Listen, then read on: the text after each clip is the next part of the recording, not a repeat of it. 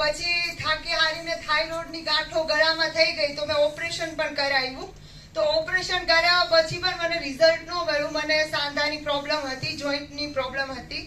તો જીતુભાઈના વાઇફ ભાવનાબેને મને કીધું કે ગામા ઓરિજિનલ કરીને આરસીએમમાં એક કેપ્સ્યુલ છે, જે દવા નહીં પણ એક ખોરાક છે, જે કેલ્શિયમ ઘટતા હોય, વિટામિન્સ ઘટતા હોય એ તમને પૂરા પાડશે એમ.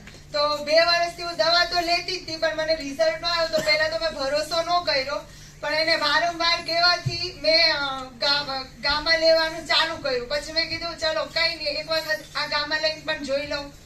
તો જે મેં ગામા કન્ટિન્યુ 3 ટાઈમ પીધી દિવસમાં, અને ગામાનું શાયદ 1 મહિના જેવું થયું એટલે મને થોડું શરીરમાં રિકવરી ફીલ થયું. ના તો પહેલા હું પલાઠી વાળીને બેસી શકતી, ના મારથી મુઠ્ઠી વળતી. તો ધીમે ધીમે એક્સરસાઇઝ કરતા કરતા મુઠ્ઠી વળવાનું, થોડું બેસવાનું ઠીક થયું. તો પછી મેં એમને પૂછ્યું, મેં કીધું એવું તો શું છે આમાં કે મને જે 2 વર્ષથી હું કન્ટિન્યુ દવા લેતી, ઓપરેશન કરાવ્યા પછી પણ મને રિઝલ્ટ ન મળ્યું, કે આ ગામમાંથી મળી ગયું. તો પછી જીતુભાઈ સાથે બેસી, જીતુભાઈ મારા ઘરે આવ્યા, બેસીને મને ને મારા ફેમિલીને પૂરો પ્લાન આપ્યો. પછી એને ગામામાં શું છે, ગામાનું શું રિઝલ્ટ છે એ સમજાવ્યું. પછી રાઈસ બ્રાન્ડ ઓઇલનું પણ કીધું. તો પછી અમે લોકોએ મને રિકવરી આવી ને દવાખાનું, દવા તો ચાલુ જ હતી, પણ શું કહેવાય, જે 2 વર્ષ હું ચાલી પણ ન શકતી, બેઠી પણ ન શકતી, એમાં રિઝલ્ટ આવ્યું. તો પછી મેં વિચાર્યું કે ચલો એક વખત આ બધું કરીને જોઈ લઈ. તો પછી મેં આરસીએમમાં તેલ પણ અપનાવ્યું, બધો સામાન અપનાવ્યો, અને મેં પહેલા જ ખરીદી ડાયમંડ ક્લબ જેટલી કરી લીધી.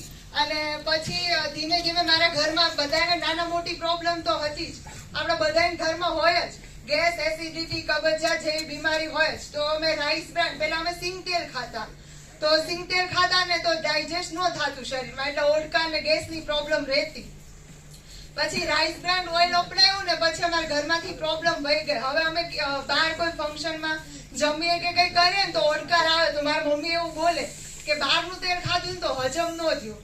તો હું તો બહુ થેન્ક્સ કરીશ કે ગામા ઓરિજિનલથી મને આટલું રિઝલ્ટ મળ્યું. મેં સાચું કહું ને તો મને ગરબા રમવા બહુ જ ગમે, પણ મેં ઉમ્મીદ છોડી દીધી હતી કે મને આ ઘૂંટણના હિસાબે હું ક્યારે ગરબા રમી શકીશ. તમે વિચારો કે હું પલાઠે વાળી ન બેસી શકતી તો ગરબા તો કેમ રમી શકું. પણ હવે મને છેલ્લા 6-7 મહિનાથી મારી બહારની જે દવાઓ હાલતી હતી એ બધી બંધ થઈ ગઈ. મેં થાઇરોઇડના રિપોર્ટ પણ બધા કરાવી લીધા, નોર્મલ આવ્યો છે, બધી દવા બંધ થઈ ગઈ છે. અને હવે હું વુમેન પીવું છું કે જેથી કરીને મને શરીરમાં કોઈ પ્રોબ્લેમ ન થાય, કોઈ થકાન ન લાગે. આજે હું એકદમ સ્વસ્થ અને તંદુરસ્ત છું. અને હું થેન્ક્સ કરીશ કે જીતુભાઈનો, કે જેણે મને આવી સારી ગામા ઓરિજિનલ આપી. અને વધારે નહીં કહેતા આપણે ગ્રેટ અપલાઈન આપણી રાઘવભાઈ વસિયાને સાંભળીશું. અને thank you Kartik Raghavbhai Vasiya. So come on the stage.